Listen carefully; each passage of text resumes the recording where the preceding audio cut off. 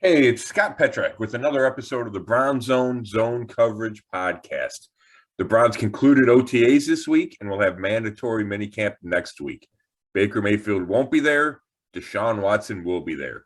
Here to discuss it with me is Dave Chudowsky of Go, the WKYC Morning News. Hey, Chud, how you doing, bud? Scott, I'm good. How are you? Getting some golf in anytime soon? I know you're looking forward to that. You're going to get a little time off with, do you really ever get time off with this team? No. No, not really. I mean, once minicamp's over, theoretically, there's about a 6-week break. Of course, Baker Mayfield could be traded. Deshaun Watson will likely get suspended during that break. So I got a couple things planned. We'll see how much they get screwed up. But yeah, I'm actually, when we wrap this up, I'm hoping to go get 18 holes in. So I was sitting there the other night just thinking, do you feel bad for Browns fans right now? Like the position they're kind of in, like just with this late, and we're going to get into the latest news with Watson, but I just feel like, they're kind of trapped with a dilemma here that they're dealing with. And, it's just, I wonder if the powers that be could go back and redo it, or because I sit and think, I wonder what Jimmy Haslam's thinking behind closed doors. But then I see, video of him on the field. He looks pretty happy, and it seems like on the field everyone's okay, right? Yeah, I would say that for sure. But it's hard to get away from this off the field stuff, like you said. And from a fan perspective, I think it is difficult for a significant segment of the fandom, right? I think there's some people that just don't care. There's some people that are defending Watson no matter what comes out. There's some that have given up on the Browns or say they've given up on the Browns or will find it difficult to root for the Browns because of Watson being here. And then there's a group in the middle, right? That this is tough. They want to see how it plays out. But, to me, it feels like a black cloud. And, we probably talked about it at the time, Chud.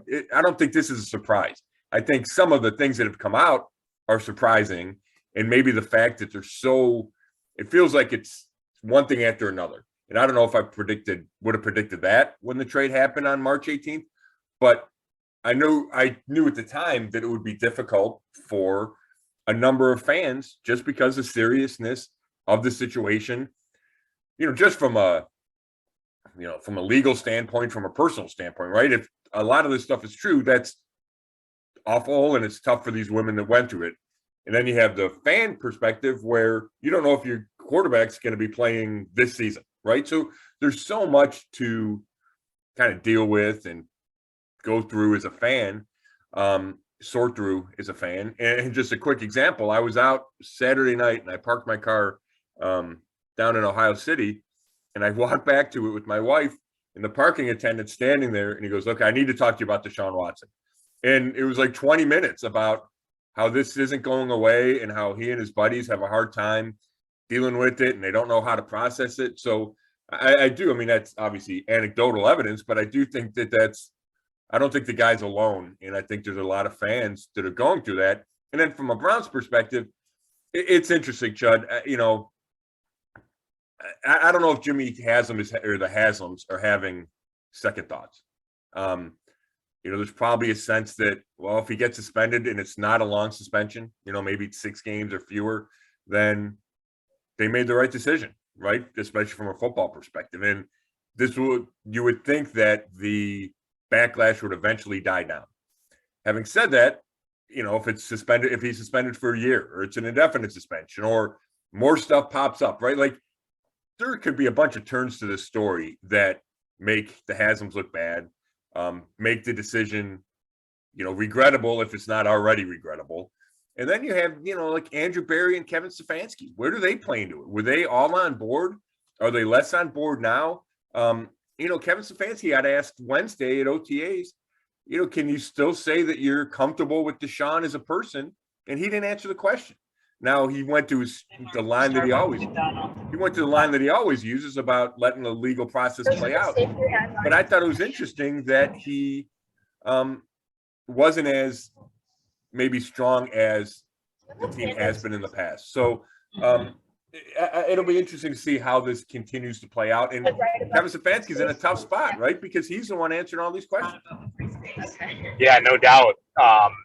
what Cliff Notes version, I would assume most people listening right now have a pretty good idea of what's going on. But this past week, things got a little more interesting. Yeah. So about three things jump out at me. The 24th lawsuit was officially filed Monday, and there's some disturbing allegations in there. The woman says that Deshaun Watson rolled over and he masturbated and right in front of her, and some got on her. Like that's a disturbing thing. And I thought, besides just that claim, what else stood out to me about the lawsuit was it tries to connect all 24 lawsuits, and it talks about a pattern. And I think this is part of Tony Busby, the attorney for the plaintiffs, trying to connect these, so when the first case goes to trial, assuming it does, he can reference all the other cases, right? And that's going to be a big legal battle. Can you talk about all these other cases? Because that's not a given, right? A lot of times you're supposed to look at each case on its own, but these feel linked, and he's trying to link them, and he's trying to give the pattern. And if you can prove a pattern, then I think that hurts Deshaun Watson's case. So that was the first. You have the 24th lawsuit. New York Times comes out with a big investigative report. I would say the highlights from that are they identified at least 66 different women who Deshaun Watson had massages from the fall of 2019. I want to say through the spring of 2020. It might be 2021. It's probably 2021. So, but that's 66 different women, which is, we knew there was a lot, right? We knew it was in the 40s. 66 is just higher than that. Plus, it talked about, and I thought this was the most interesting part of the story. It talked about how Watson's lead attorney, Rusty Hardin, was in consistent communication with the district attorney's office, the prosecutor's office, before those cases went to the grand jury, at least before that first case went to that grand jury, that he was not indicted, and therefore the Browns and other NFL teams thought that they could then pursue a trade with the Texans. Well, Busby says he did not know that he was only in communication once, that they didn't want to, that they only put one of the women, one of the accusers, in front of the grand jury when others were ready to testify. But yet Rusty Hardin was talking to the prosecutor's office a lot. And, so many people look at the lack of indictments, right? And there were two grand juries that didn't indict on 10 cases or 10, potential charges. And so many people look at that and say, well, Deshaun Watson's innocent. And number one, that does not mean he's innocent. Number two, if, Hardin is in consistent communication, it makes me question whether or not, the prosecution really wanted to take this to trial and really wanted to pursue a conviction. And if the prosecutor decides, hey, I'm not going to win this case, or this case isn't good for me, then the prosecutor can present evidence that makes the grand jury not indict. So everybody's like, oh, it's so easy to indict. Not if the prosecutor doesn't want to indict. So I think anyone who said, well, the lack of indictments mean he's innocent, I think that's a mistake. And I think it's naive. Obviously, it's better for him and it's better for the Browns that he was not indicted. But I don't think you can just look at those. And I thought that communication was a red flag. And then the last one is that Busby is going to include the Texans as a defendant. And I don't know how that affects the Browns, and maybe it just speeds up a potential settlement. But it's interesting that, his former employee or employer in an NFL team will be part of the, people being sued. Scott, I just sit there and I think, I'm like, it's like, how many massages can a guy get in his life? I'm thinking like how many people, but then I heard something the other day and I'm not sure if this is accurate. So have you heard this? Did he basically have like every road city a different person? And is that accurate, or did I hear that wrong? No, I don't think so, Chad. The number of massages I don't think it's unusual, right? I think pro athletes get massages, right? Especially football players, right? A couple times a week. The number of different people that he went to is probably, it might be unique in the NFL. Yeah, right. Right, guys. That's a good way of putting it. Yeah. Guys find somebody they like, find somebody they trust, and they stick with them. And a lot of this was in the offseason. Now, some of these weren't in Texas. I think there's one in Atlanta. I think there's at least one in Arizona and California. But this wasn't he was on the road for a game. This was he was in Houston looking for what he would say is a massage and what the plaintiffs would argue was some kind of sexual activity, right? That's their case, is that he sought random women on Instagram and was hoping it became some kind of sexual act, right? That's the case they're trying to make. And that's why so much of their argument is look at the number of different women, because that is unusual and highly unusual. Someone brought up to me last night, and I think this actually makes sense, that maybe what the NFL might do, instead of just putting an amount of games on it right now, and you kind of touched on it a few minutes ago, is just indefinite, suspend them until they know more or feel they have a better handle on it.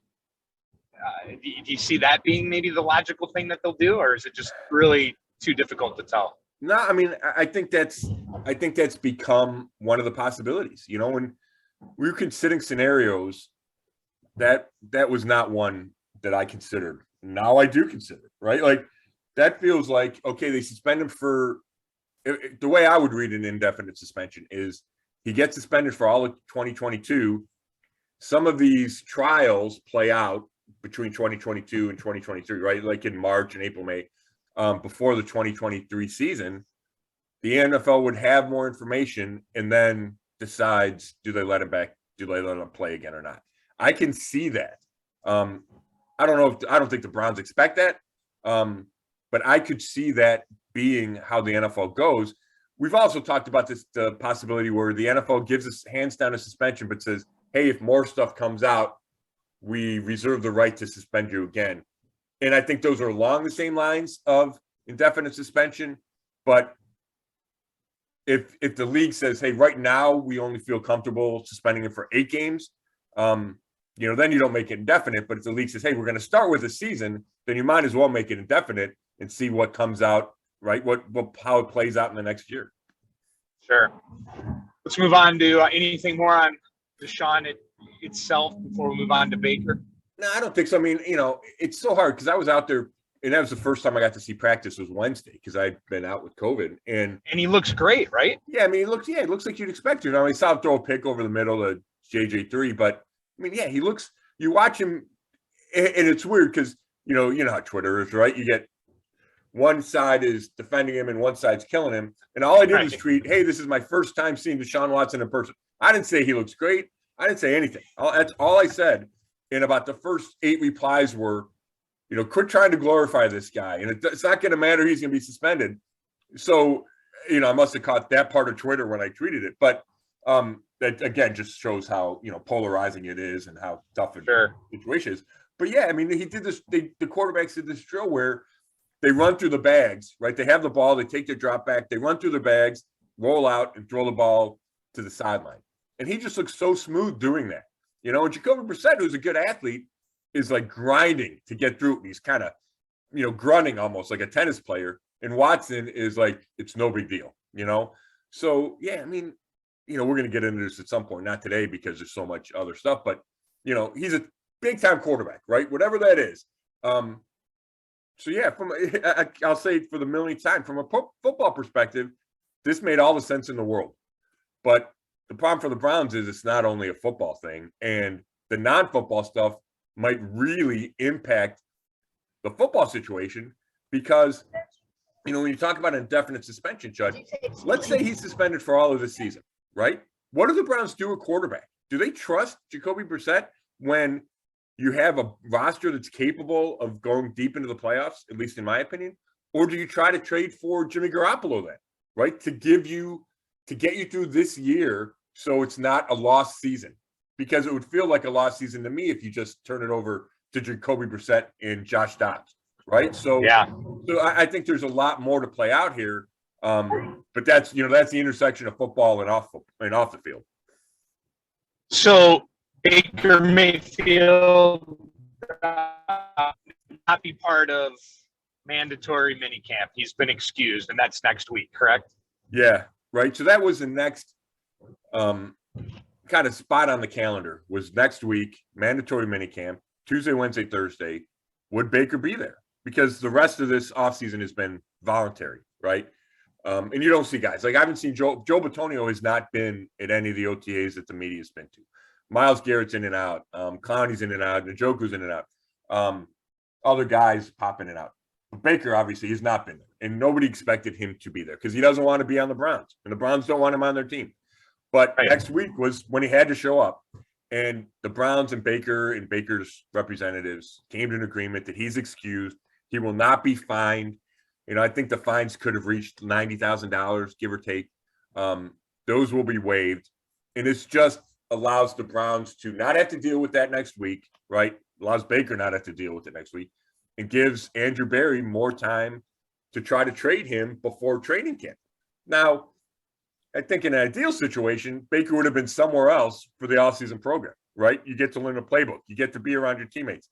Even if it had been mandatory minicamp. Like, if they could trade him today to the Panthers, he could go to minicamp next week, and I think he's better off than not getting traded to the Panthers until after minicamp, right? Because then you're not around the team until training camp.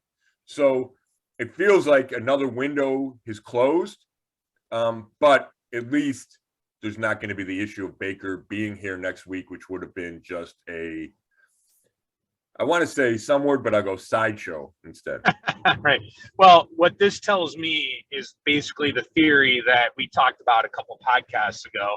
In my opinion, I feel like the Browns fed the national media the thought that he could still be their quarterback to try to help them trade and give them some leverage, right? Right. And this kind of this backs up my thought process there. That's exactly what was happening, because, you know, they're trying to trade him. They're trying to make it seem like, you know, oh, well, maybe we will keep him.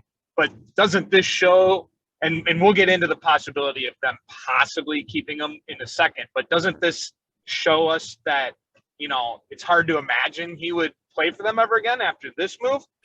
I tell you what, Chud, that is a great point. And I don't know if I had kind of conceptualized it like that, but you're right. If they had any intention of, yes, if it goes bad with Deshaun Watson from an NFL, you know, suspension standpoint, Baker's the guy, then yeah, you would want him here at some point, right? So yeah, I think that's a great point. I think the fact that they don't want Baker in the building and on the field is the latest example or latest proof that, yeah, they're done with Baker, right? We always thought they were done with him. And I think when they publicly went after Watson, that was them saying, hey, right, we're done with Watson. But yeah, I think that's a great point. All those, yeah, they can use Baker's leverage. That's garbage. And I think the league realizes that, which is why they don't have an offer they want. But I think you make a really good point. Okay, so off of that, let's say Watson's suspended a year, and we go back to what you just said, and they panic, and they're like, well, we can't, you know, go a whole year with Brissett, and they can't get another guy. Is there any chance they could try to get Baker in a room and say, all right, let's figure this out? Any chance of that at all?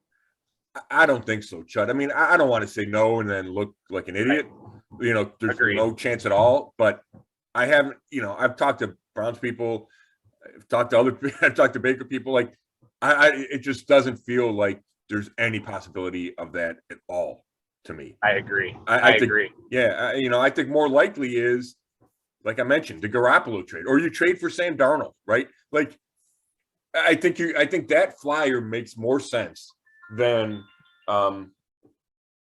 saying, no, we're going to try to make it work with Baker. Yeah, I'm going to say 99%. That's how I feel. Yeah. But because it's the Browns, and they continually give us the, oh my God, I can't believe that, I'll leave 1% chance, I guess, just because neither of us, like you said, want to look like an idiot. But it's hard to imagine. But yeah.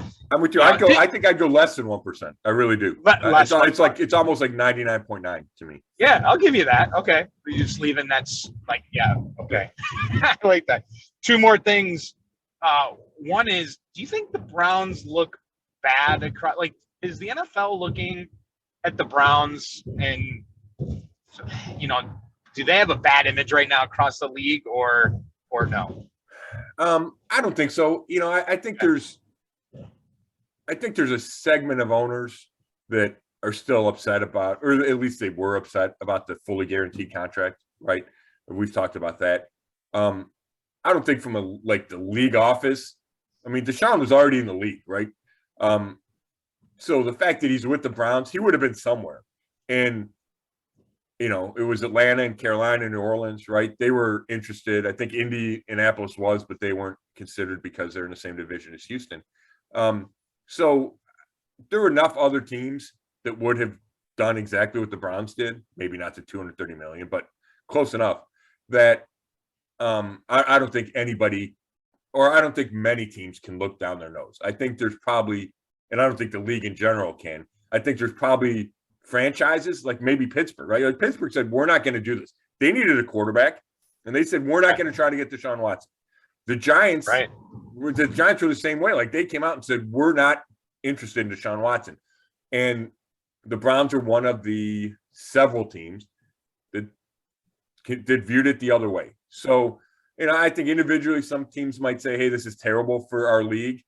But, you know, the people in the league are not naive, right? There's been plenty of guys in the league who've done terrible things and have played and continue to play. Tyreek Hill, right? I mean, we know in college, right? I'm pretty sure he punched his pregnant girlfriend, right? That's the story. Yeah. And he's making $26 million a year, right? So, you know, that's a reality of the NFL. And I don't like, you know, just because somebody does something bad doesn't mean we should all do something bad or all look the other way. So I'm not using that as a rationalization. I'm just saying, I think if you're in the league, whether you're the league officers or owners, you know, it comes with the territory to some extent. Right. Last thing, you're the eyes of Browns fans out there. What have you seen out in minicamp? I'm sorry, not minicamp, OTAs. Anything stand out to you? I tell you what, I've only seen the one practice, but I've talked to people that have seen all three that were open to the media, and there's not a lot going on. Like they're not 100% speed, right? It's not full speed. There's no pads. So they're not the intensity of training camp practice for sure. And I'm hoping minicamp is higher intensity, and I think it will be. Although Wednesday they're going to Canton and they're not going to practice long, and Thursday they're going to the stadium, and I don't think that'll be long practice. So, you know, maybe they're not. Maybe they're just going to try to get through the offseason healthy and then really come back and hit it in training camp. But having said that, you get some sense of who's where in the depth chart, right? You know, Chris Hubbard is playing right tackle because Jack Conklin's not there. So it feels like Chris Hubbard's going to be the backup right tackle as opposed to James Hudson III, who was a draft pick a year ago. You know, you get to watch some of the receiver action. I'm going to try to write about Anthony Schwartz one of these days. You know, the Browns need him to take a big jump, right? He's taking reps. Which he wasn't last year because he was injured. So he feels like that's a big step for him. You know, you see Greg Newsome playing in the slot. I don't know how much we've talked about that, Chud. That's a big deal, the fact that he's going to be asked to play in the slot as well as outside. He'll be outside in 2 receiver sets, inside in 3 receiver sets. And he said that's not a big deal. But there's not a lot of guys that have that versatility and that are asked to do that.